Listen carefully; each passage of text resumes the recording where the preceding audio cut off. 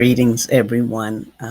Hope you're having a good day thus far. And those that your day's about to come to an end or just start, whichever, or you're in the middle of it, I pray that you're having a good day. So we'll see how this particular clip goes this time. Last week it cut off and it's just been doing some strange things. But a few years back, I used to come on every Tuesday and Thursday with an encouragement. So Yahweh, some call God, told me he wanted me to start it again. So I just want to pop on here just for a few minutes to encourage you first of all that if you're not exercising, walking, doing something some type of way, I pray that you would start doing that. It's for your own health and it's for your own good. You know, the doctors, and when you go to the doctors, they always encourage you to exercise. They always encourage you to do something to keep your body mobile. And I want to encourage you today to keep your body mobile. As you can see, my name is Leslie Montgomery, and I am the visionary of Leslie's Lessons Learned, one of the hosts, and I'm here today just to encourage you. So, as you go about your day, I was thinking about fear. Been thinking about fear over and over and over again, and how fear is affecting so many people. And fear, once fear sets in, once fear is set into your mind, when you come into agreement with fear, you have to come into agreement with it. Now, there's good fear and there's bad fear. I'm talking about bad fear right now. I'm not talking about reverence the Father yet. But right now, I'm talking about those things that attack our minds, those negative thoughts. And some of those most common are the fear that somebody won't like us, the fear of making a mistake and being afraid that what the outcome of what's taking place. That just a few things we thinking about how it emotionally will paralyze you. Fear can emotionally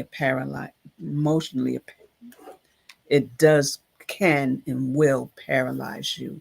And that's one of the things, that's the trick of the enemy, is to keep you in a zone where you're afraid to do anything.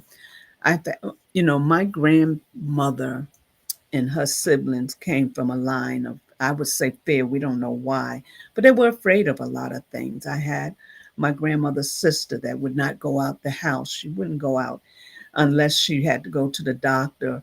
Or one time something happened in the apartment building and everybody had to evacuate it.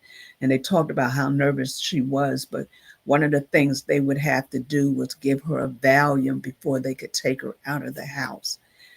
Fear can set in like that. And there's a lot of things going on in our society today, a lot of things going on in this world today to make you not want to go outside, make you want to stay in the house. And that's all the trick of the enemy, to keep you paralyzed, to keep you afraid, keep you in fear of death, fear of being abused when you go out there. Just so many different things that fear comes in, and it's like almost like it bottles everything up and puts it into a bottle and causes you not to be able to function.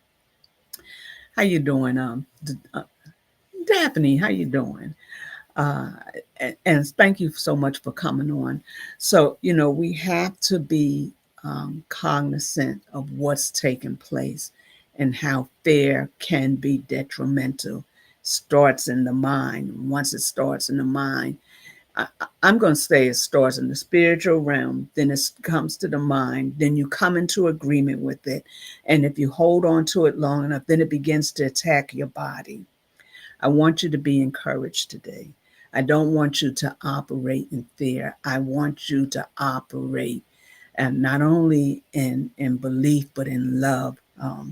In Proverbs 3, 5, and 6, and we all love to quote it, it says, trust in the Lord. And I'm going to say Yahweh, or I'm going to say the Lord, with all your heart. The heart.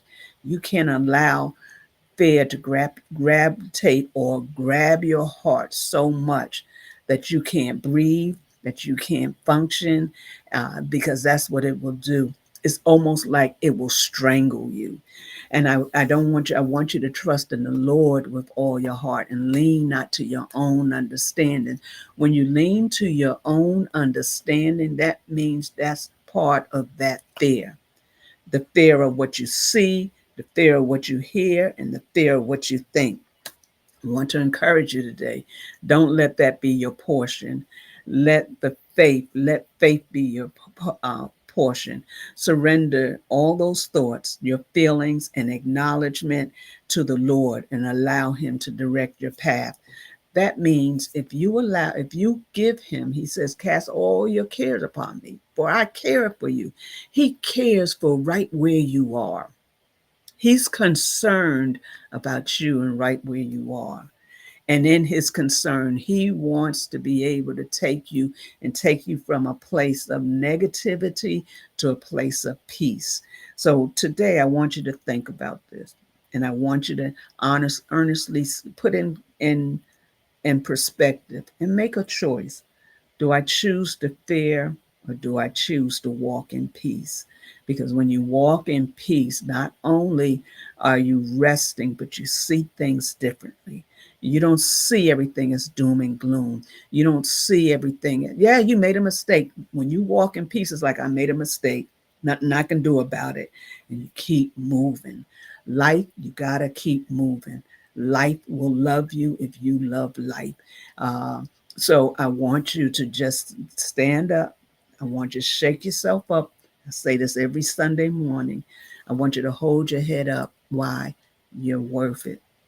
You're worth living, and you're worth living in peace. Don't be consumed by what the enemy is trying to do. And what's he trying to do? Still, kill, and destroy. The Father said, I came that you might have life, have it more abundantly. Having a peaceful day, have a beautiful day, get into that word, stand on that word so that you can walk in peace and be able to stand even in the days that are wild. God bless you.